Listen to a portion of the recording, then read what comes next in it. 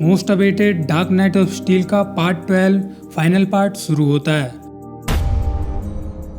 हम पहुंचते हैं एलियन प्रोटेक्स के अड्डे पर, जहां अमांडा वालर प्रोटेक्स से कहती है कि यही टाइम है, तुम्हें एल किंगडम पर हमला कर देना चाहिए, क्योंकि इस समय अमेजोनियन, दी एल्स और दी पियर्स एक साथ हैं। तुम उन्हें एक साथ खत्म कर सकते हो।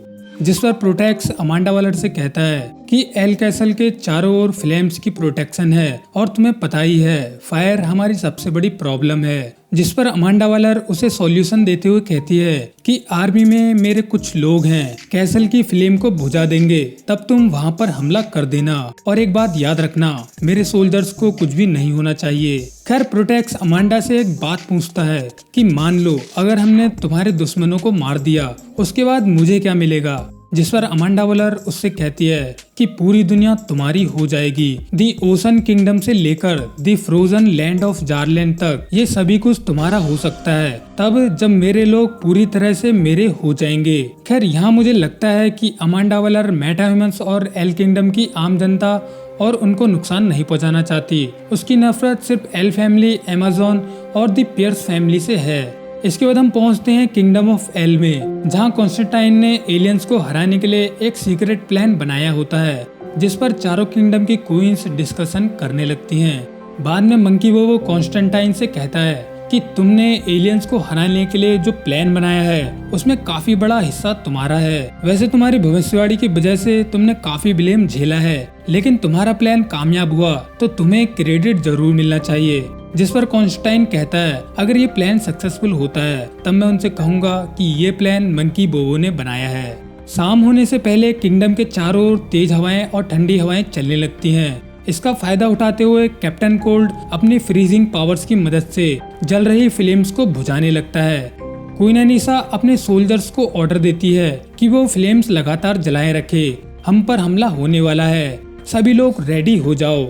लेकिन होता यह है फ्लेम्स के ठंडे होने की वजह से आसमान में धुआं ही धुआं हो जाता है।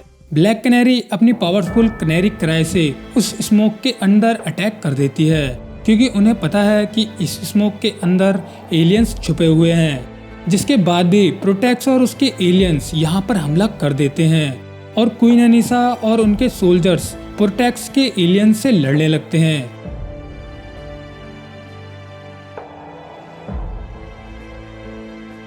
एल कासल में बैटमैन, डायना अपना आर्मर पहन रहे होते हैं। तभी मार्शन मैन उन्हें बताता है कि प्रोटेक्स और उसके एलियंस हम पर हमला कर चुके हैं। जिसके बाद मार्शन मैन हंटर अल्फ्रेड का रूप लेकर यहीं पर रुक जाता है और बैटमैन, काइल, डायना और सुपरगर्ल एलियन से फाइट करने के लिए जाने लगते हैं। क्वीन एनिसा प्रोटेक्स से फाइट कर रही होती है।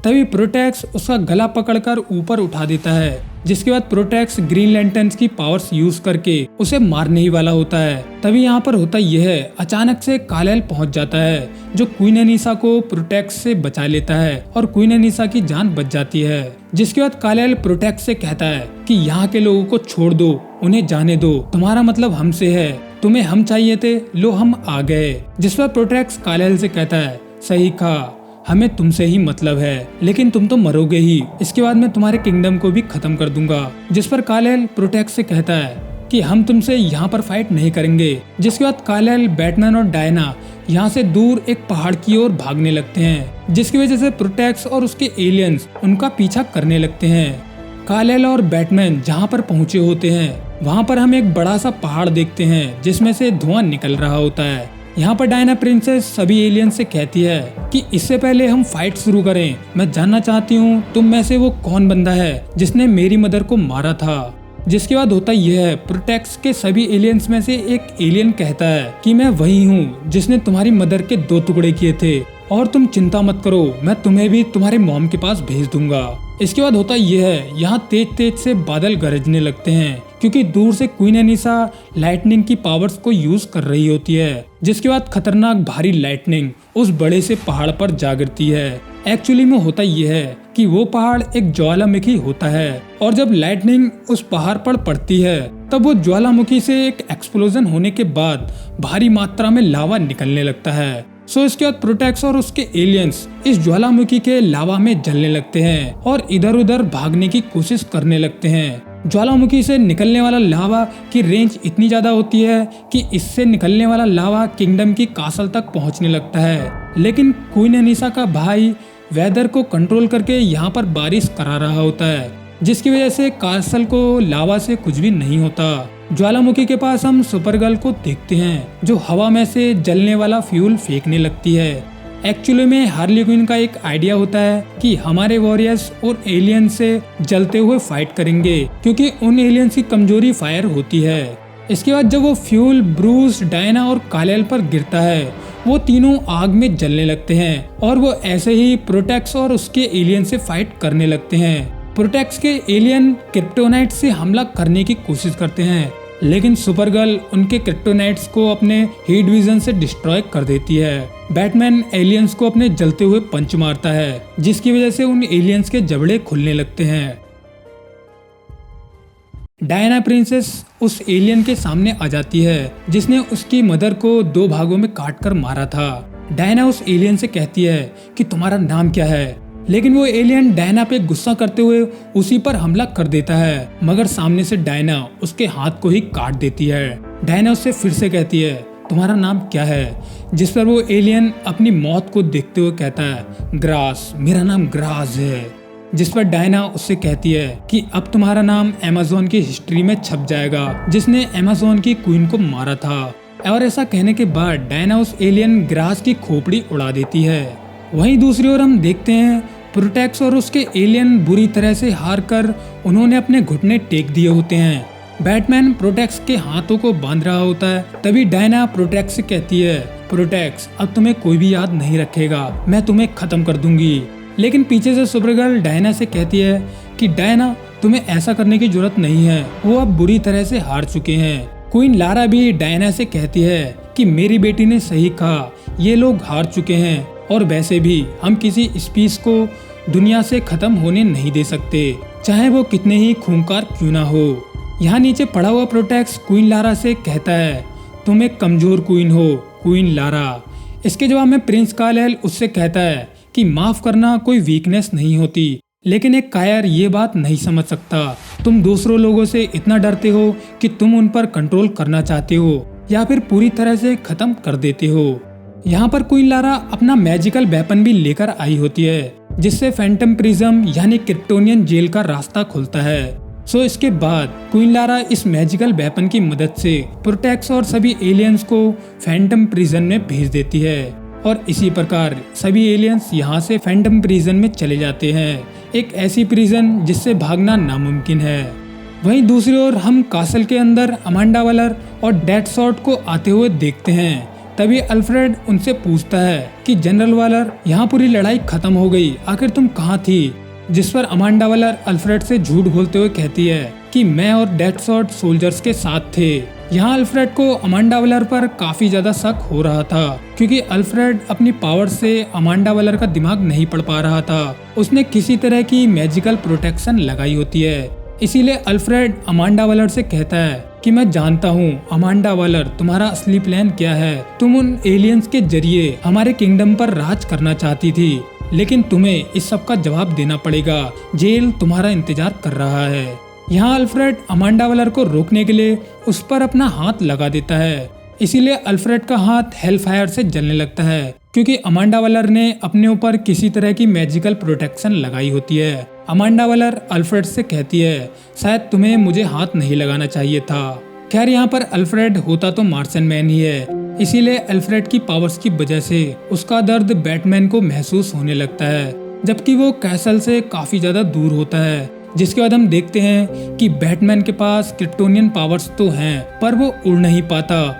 लेकिन उसे जब अल्फ्रेड का दर्द महसूस होता है, तब वो तुरंत ही उड़कर कासल की ओर जाने लगता है। कासल में पहुंचते ही बैटमैन देखता है कि उसके आंखों के सामने अल्फ्रेड जल रहा होता है। यहाँ बैटमैन चाहते हुए भी अल्फ्रेड को जलने से नहीं रोक सकता, क्योंकि वो मैजिकल फायर हेल फायर में जल रहा है। अल्फ्रेड जलते हुए ब्रूस से कहता है ब्रूस मेरे बेटे। इसके बाद होता यह है बैटमैन के हाथों में अल्फ्रेड की जली हुई राख ही बचती है। यहाँ अमांडा वालर खुद को बचाने के लिए एक चाल चलती है। वो अपनी तलवार से डेडशॉट को मारते हुए कहती है, धोखेबाज, तुमने ये क्या कर दिया।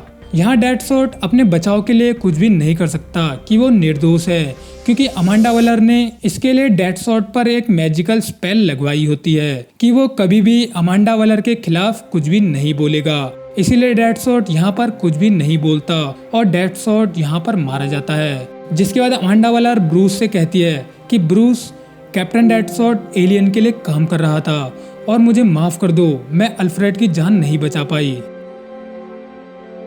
एक हफ्ते के बाद ब्रूस कैसल में पहुंचता है, जहां क्वीन लारा ब्रूस से कहती है, thank you for coming Bruce, मैं तुम्हें कुछ देना चाहती हूँ।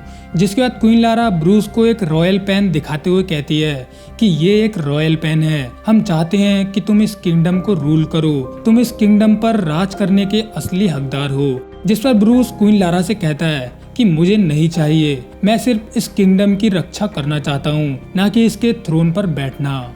इसके बाद हम कुछ पेपर्स को देखते हैं जिसमें एक समझौता होता है कि तीनों किंगडम एक साथ मिलकर काम करेंगे।